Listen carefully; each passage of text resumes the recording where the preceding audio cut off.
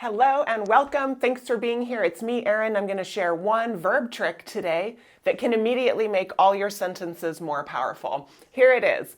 Most of us have developed a habit or been trained in some way to use the to be verb most of the time. Mostly is are, was, were, and other spellings of the to be verb.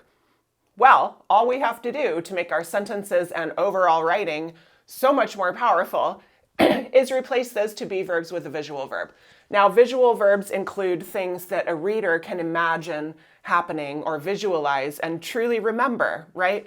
So instead of somebody was ising, somebody was directing, right? Or a verb like study, provide, manage, edit, revise, apply, discuss, decide, calculate. We can imagine these things happening. These are what I call visual verbs, easier on the reader. But there's more.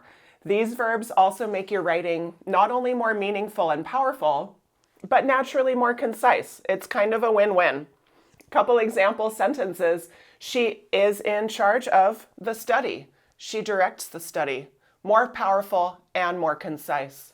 They are interested in your feedback. They requested your feedback.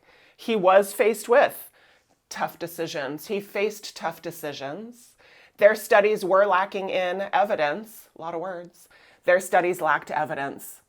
Try this out. What I often advise in a class is go into a longer document or email or essay that you've written, type is into the search box, see if you might have the habit of using this to be verb instead of a visual verb. If you do have that habit, all you have to do is change that one thing and your writing is immediately that much more powerful.